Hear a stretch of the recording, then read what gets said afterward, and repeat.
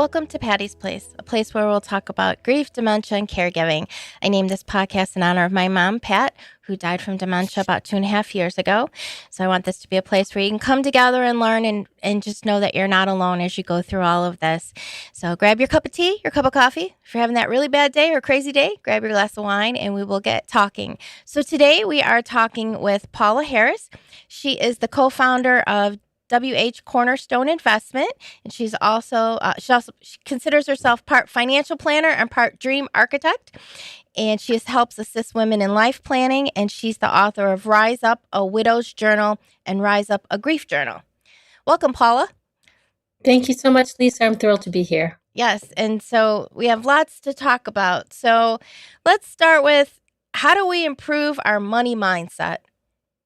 Okay. Well, there's so many factors that go into it. And I think a lot of times our money mindset is often shaped by our parents and the roles we saw them play. So I think part of it is you have to start to, I say, be aware of what you observed, because we often parrot. Like, you'll often hear yourself say the exact same things that a mother or father said.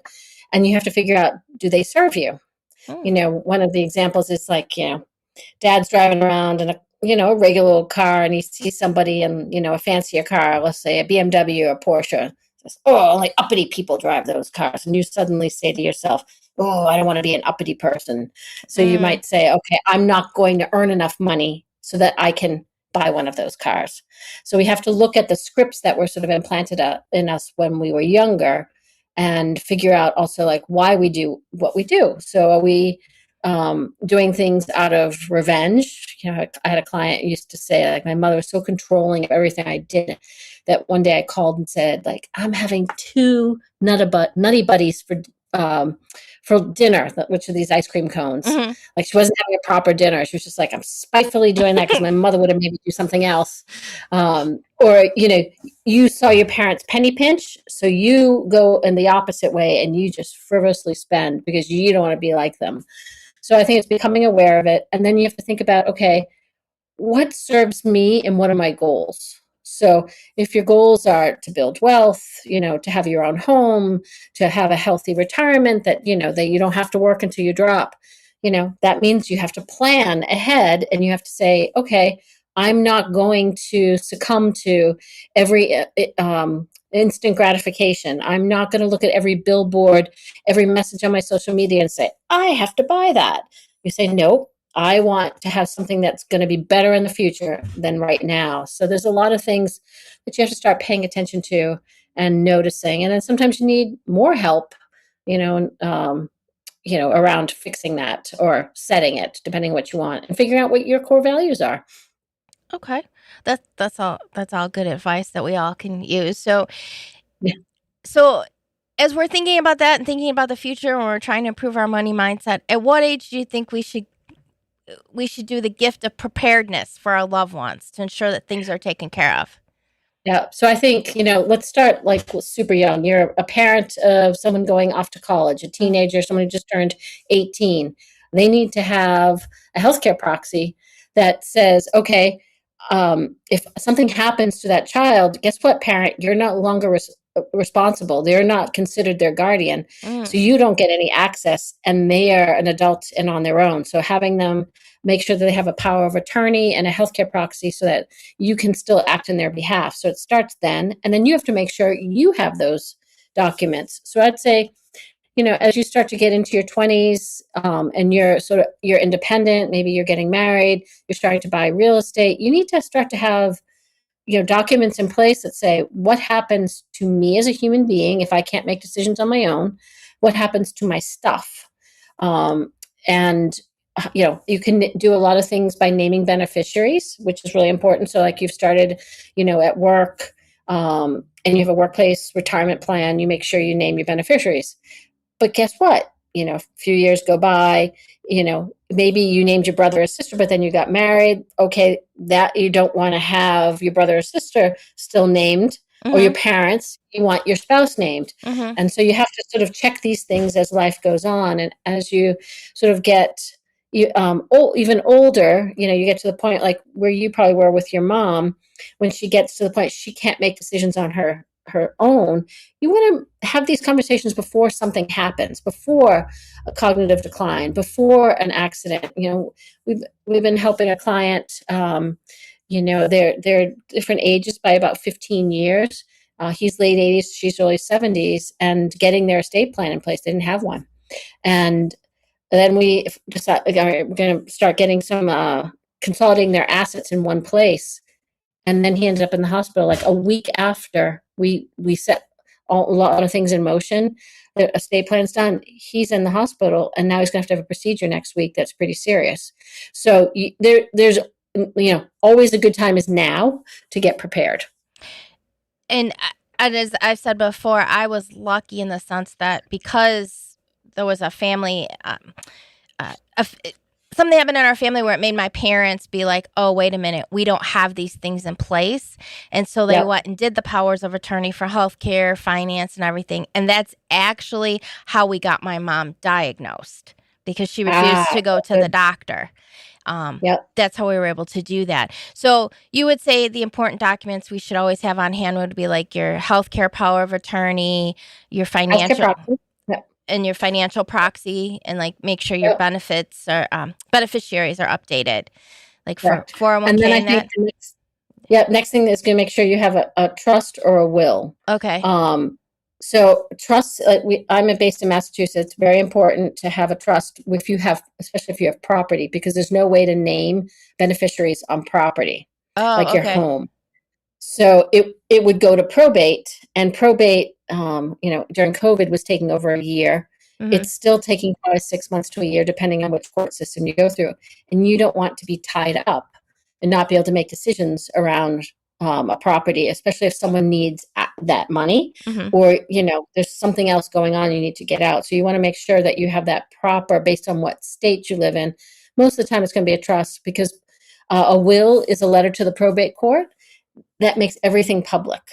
So that's the other thing. People who really value privacy don't want to see their name in the back of they'll be deceased, mm-hmm. but you see the name in the back of the newspaper that says, anyone who has a claim to the estate of Jane Doe, come forward. And I can tell you, in my own family, my father had a distant cousin, and she was an only child.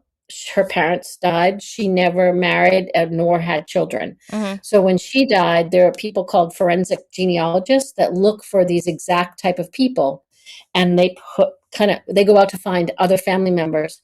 And in her case, there were, I think, 12 other family members, cousins, that were still alive, and they get a piece of what they get for you. So they take a chunk of money. Well, this can be, unfound money can be great for you, but, it may not be great for the estate. And it can, through one of my aunts from the level where she was getting services from the state, through just above that line where her services would stop, in the nursing home. So you don't want to necessarily inherit when you can't use it. It's very complicated. You don't want to mess people's lives up. Get your affairs in order. So, for an example, if there is somebody who doesn't have children, what should they do? If they have nieces or nephews or second cousins or things like that, is it best? Should they still do a trust, like put it in their names for that? Or? You're going to want to name somebody who's that's where that power of attorney comes in place, that makes those decisions. If the person cares what happens, I may say, I want it spread across my nieces and nephews. I want it across my siblings. I want it to go to charities. Okay. So that's where you would direct it.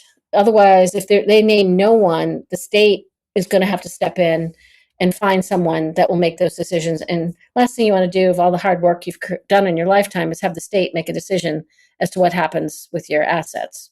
Does it have to be somebody that's related to you, or can it be a friend? You can hire a professional person too. Oh, okay. My husband and I don't have children. We've named our attorney to make decisions on our behalf, but all of our documents state our desires. So they don't have to decide; they just have to execute our desires. Okay. So, what should a widow do or not do when all of a sudden she finds herself single? And she feels, obviously she feels overwhelmed, with all of this, especially if she wasn't somebody who dealt with all of it. The financial part. Yeah. This is so hard. This is where we have a real specialty, and people will call me a fierce widow advocate, and I really want to make the world easier for women.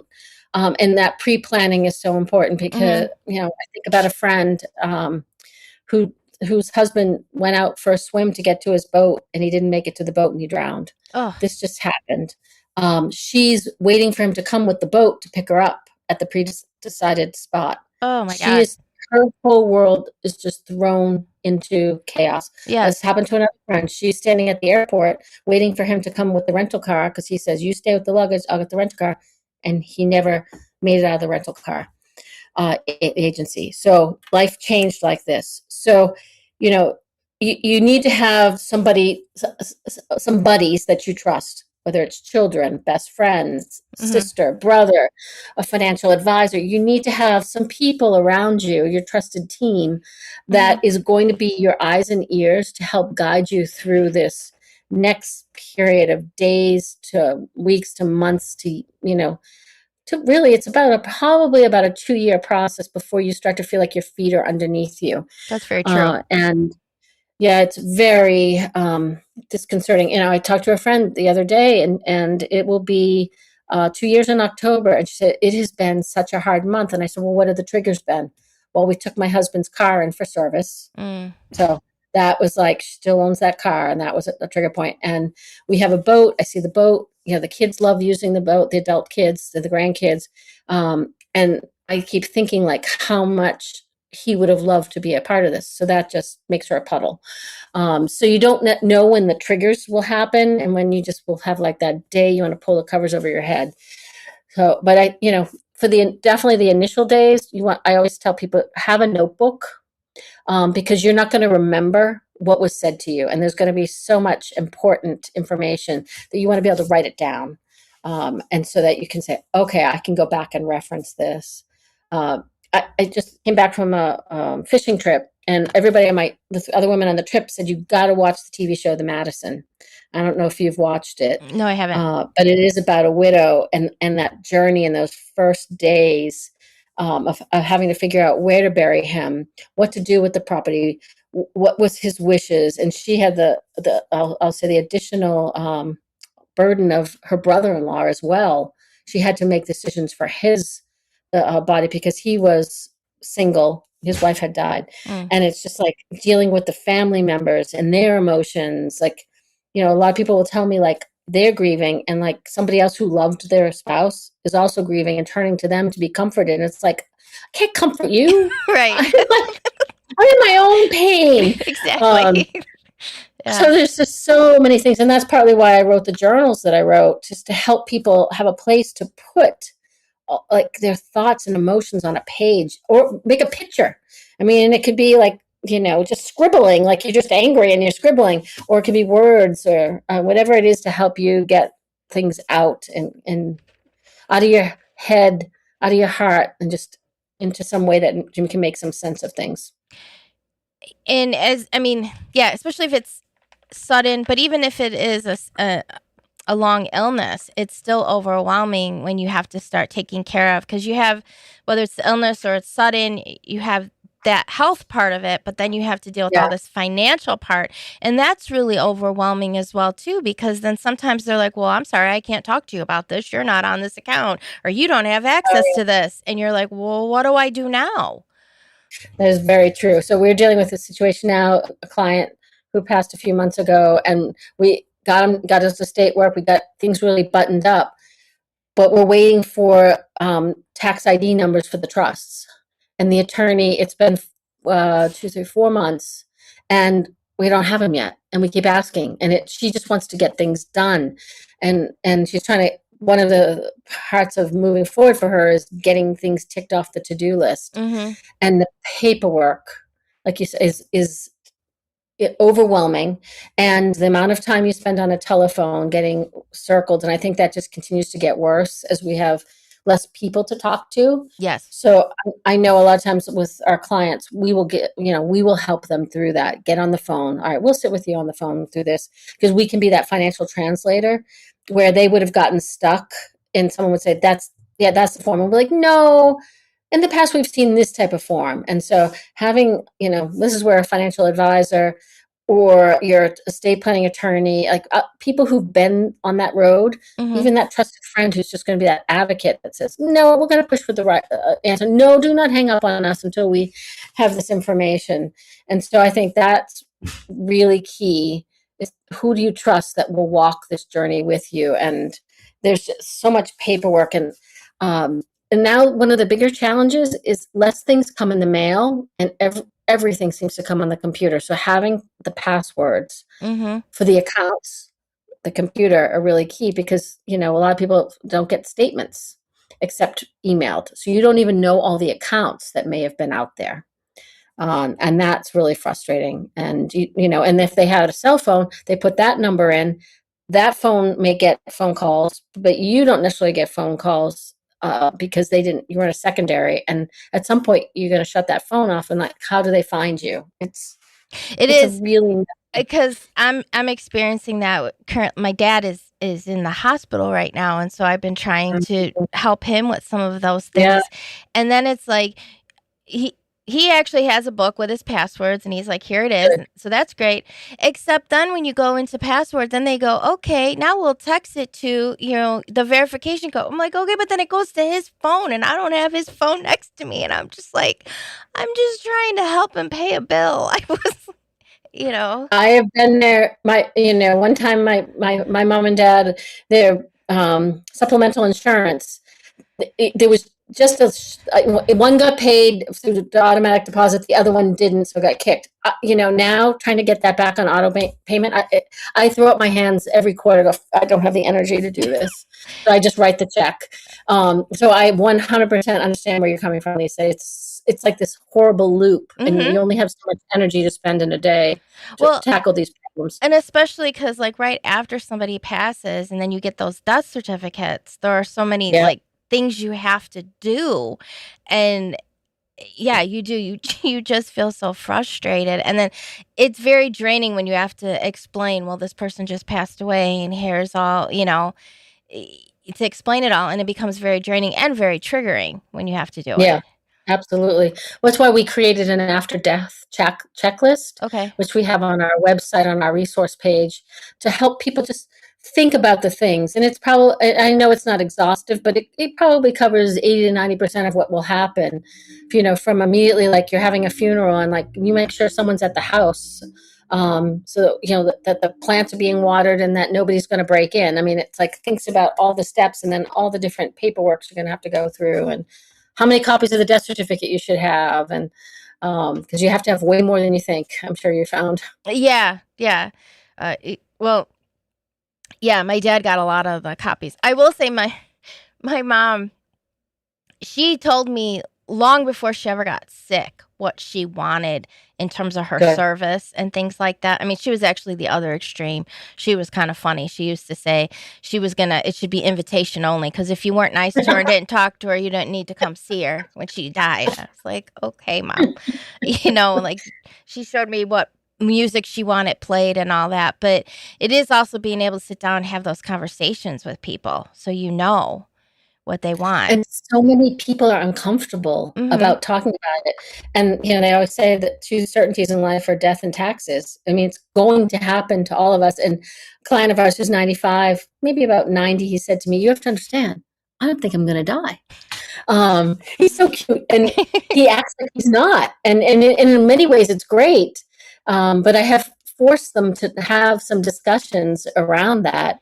And it's such a gift. And I think in your case, I think you told me you're an only child. Yes. What gets really hard is if there's multiple siblings and there's different faith backgrounds or non-faith backgrounds. And it's like, well, Mom didn't tell me that. Well, she told me, I think we should do. And then you're fighting about it at a time when you're like, you're just so distraught. The TV show The Madison was kind of like that. It was when it's actually a very interesting story around death and grief. And I actually am learning a lot professionally about emotions, even from a TV show. Well, it is. I have found that illness brings out the worst in people. Yes. Yeah, illness, death, and money. Yes.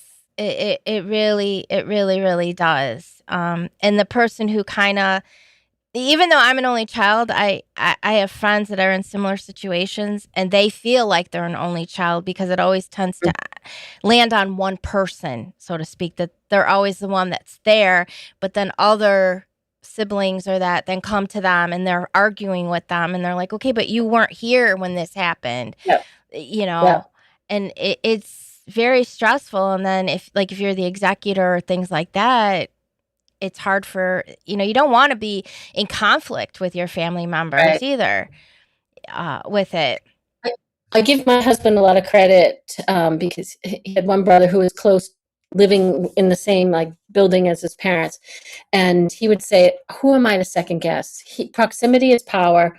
He's there. He sees it all the time, and he was really good about it." In my own family, it can be different. So Yes. I totally understand that. So what kind of advice would you give somebody who was, say, like the executor and they're fighting, with all these different things?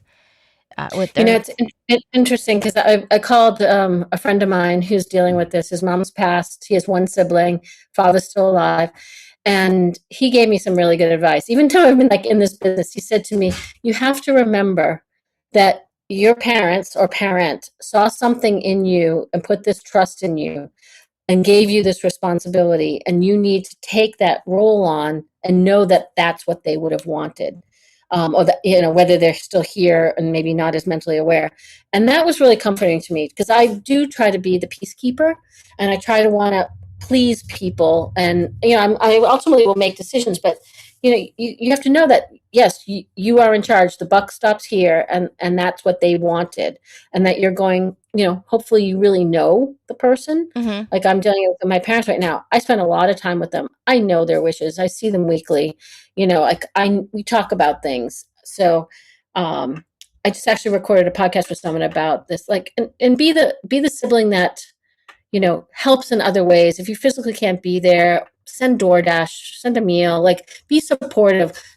Call and say thank you. It's Yeah. You don't want to be the caregiver who says, you need to call me and thank me. Right. But we need thank yous. We need to be noticed that this is hard.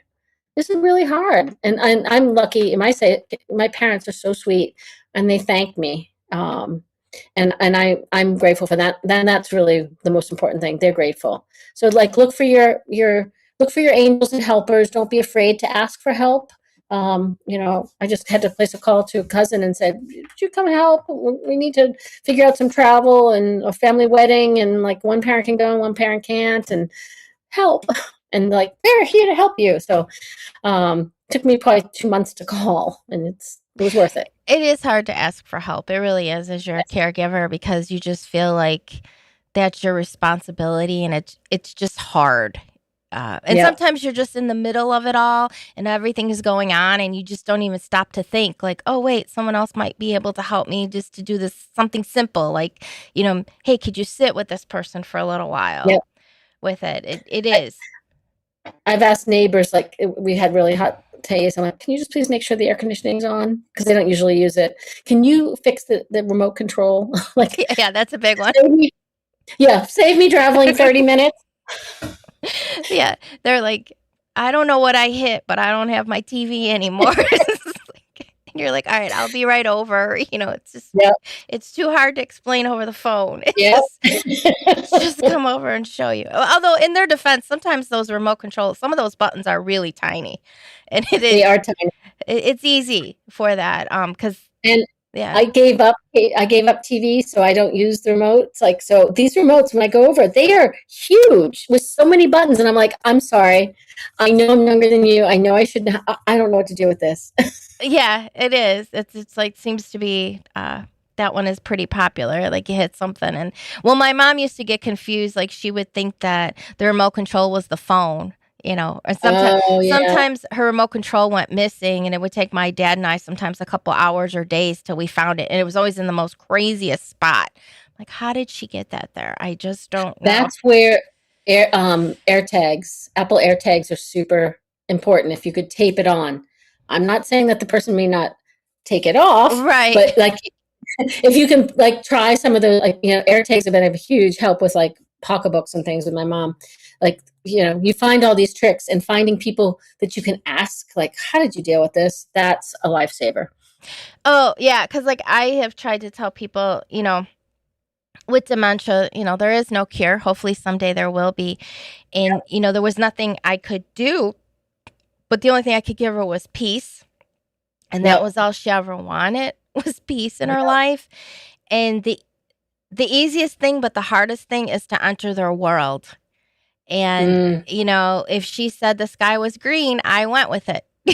and Yep. but I was able to then be in the moment with her, and I'm grateful that I was finally learned how to do that, because it's not an easy thing. It's No. very hard to get to that point.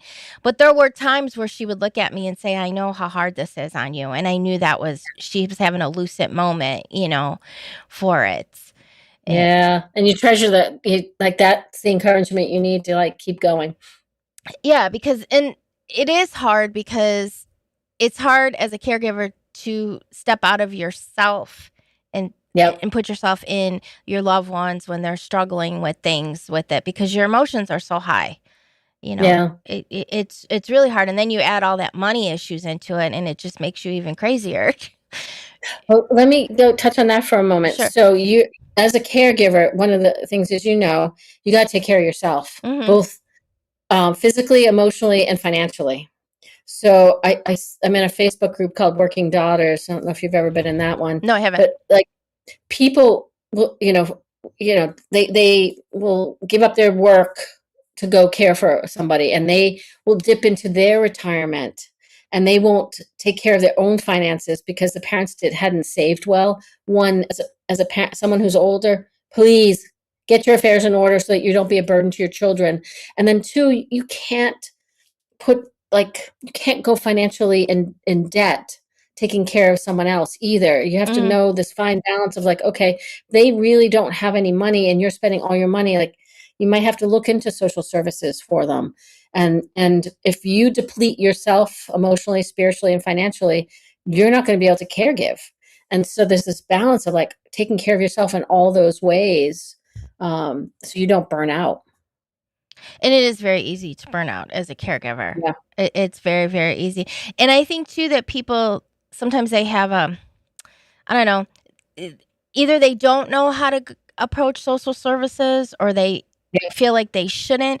But there's so many different in every area. It's different, every state and stuff. But they're there for people, and sometimes it can really be helpful. You learn more of the resources that are available out there to help, and every little thing helps, because it's expensive too. When you get into whether it's assisted living or memory care or any type of a nursing home, they're expensive with that. Yeah, and then in our area, Massachusetts, a nursing home is probably about 20 grand a month. It's in other parts of the state, the South, country, like the South, it's assisted livings might be 6,000 a month. Where here, it's probably more like 12,000. So it is very expensive. And so the way I always look at things is, okay, this investment in XYZ to keep my parents in their house is less expensive than 1 month in assisted living. And so I that's how I kind of measure spending. Like, the ROI on this will be good, even if it's a couple months. Like, how do I keep them independent, safe, instead of going to a facility as long as they're safe? Right. And I think that should be the benchmark for most people. Are they safe to be alone with it? Yep. And it is hard to get to that point and to have those conversations with them, to be like, because they're gonna fight you on it. Well, I think the other thing is, at some point you realize you've become the parent and they've become the child. Yeah, and that is you hard don't too. want to do that. No, you don't. But again, you want to keep them safe. Right. For that. Right. So, we didn't get a chance to talk about your website yet. So, what can people find out on your website? I was on it for a little bit as well, too. I know your books, too, you said were on there. Yep. Thank you. The website, we've done a great section on resources. So we've got, how to, the after death checklist. We have a workbook for someone who knows that the curveball is coming. Mm-hmm. And so how do you prepare? What are the things? How do you start to get things in order? How do you build your support team? We have one after situations happens called rebuild. And it's like, how do you rebuild your life? And thinking about things like that. We have tools for how to support a widow at the holidays. That's a big deal. Mm-hmm. Holidays are super triggering for people. Yes. And we have resources on a Medicare guide, how to choose Medicare when you're 65. We've got, oh my gosh, I'm trying to think of all the different things we have. We have a blog that has a lot of great articles. I've actually started to use my own experiences around caregiving to how to help aging parents. A lot of things that way, a lot of things on how to, build wealth, a lot of ways into support widows. There's just a tremendous amount, and everything we have there, we've created. So we're not just recycling somebody else's, generic off the shelf. It is based on our professional experiences over 30 years. And that's where, we've got a YouTube channel that has a lot of videos, like what to say at a wake or a funeral. That's like one of the hardest things. Mm-hmm. I did a TEDx talk on the power of the handwritten note. How to write a note to somebody at a grieving time is tremendous. So super important. So the two journals are, about 200 inspirational quotes, 50 writing prompts per chapter, broken into 10 chapters on the grief cycle and the journey from like finding out, you've got to deal with this to sort of getting to the point where you're able to get on your feet and move again. And people have told me how helpful it's been just have that touch point of like, a place to gather just to reflect and think, whether they write or not.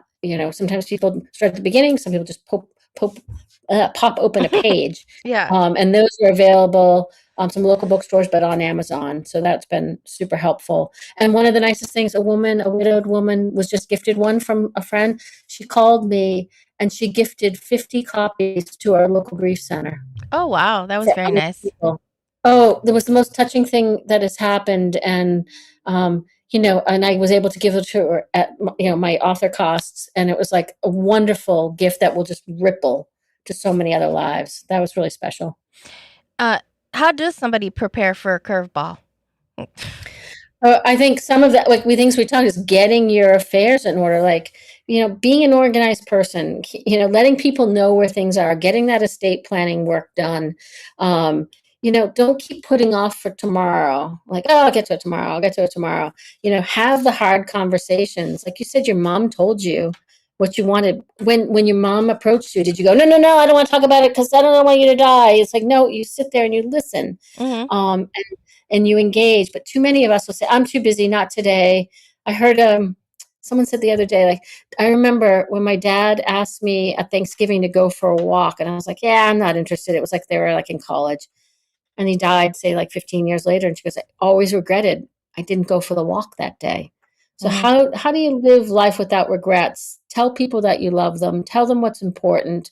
Tell them, like, why you did what you did. We've seen situations where a father gives, the biological daughter, a big annuity, and the second wife doesn't get anything, gets the house and some cash, but like, why did you do that? And now they're fighting. It's not usually a second relationship isn't great to begin with. And it's like, whose candlesticks are those? Like, if you just had a conversation and said, this is my plan.